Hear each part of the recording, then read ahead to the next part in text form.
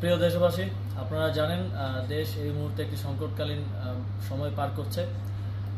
Fascist Sheikh হাসিনার বিরুদ্ধে এক দফা আন্দোলন এবং আন্দোলন পরবর্তী বিভিন্ন ধরনের সহিংসতার কারণে ইতিমধ্যেই আমরা ক্রান্তিকাল পার করছিলাম। আপনারা জানেন দেশের লক্ষ লক্ষ কোটি টাকা পাচার হয়ে গেছে, লক্ষ লক্ষ কোটি টাকা ঋণের মধ্যে দেশ রয়েছে।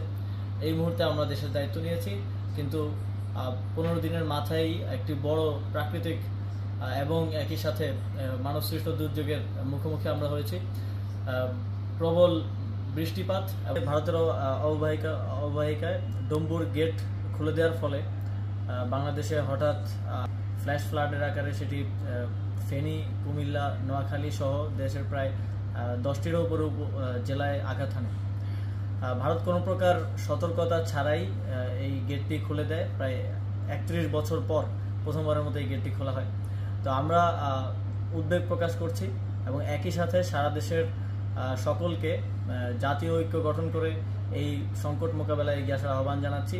ঠিক যেভাবে ফ্যাসিস্ট সরকারের বিরুদ্ধে আমরা জাতীয়ভাবে সবাই ঐক্যবদ্ধ হয়ে লড়াই করেছিলাম, ঠিক একইভাবে দেশের জনগণকে যার যার জায়গা থেকে লজিস্টিক সাপোর্ট দিয়ে এই বন্যার্তদের পাশে দাঁড়ানোর আহ্বান জানাচ্ছি।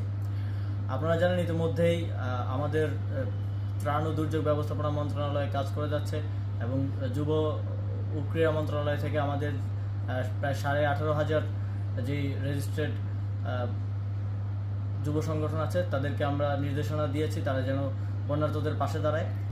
একই সাথে বৈষম্যবিরোধী ছাত্র আন্দোলনের সমন্বয়কেরা ত্রাণ সংগ্রহ করছেন টিএসসিতে এবং প্রায় 50টি বোট তারা বন্যা দুর্গত এলাকায় পাঠিয়েছেন উদ্ধার কার্যের জন্য এবং আরও 200টি বোট আজকে যাওয়ার কথা। তো সার্বিকভাবে সারা দেশের জনগণকে আবার আহ্বান জানাই, যারা ব্যবসায়ী আছেন আপনাদেরকেও আহ্বান জানাই, দেশের এই সংকটকালে আপনারা এগিয়ে আসুন এবং এই পরিস্থিতি মোকাবেলায় সকলে ঐক্যবদ্ধ হয়ে সহযোগিতা করুন।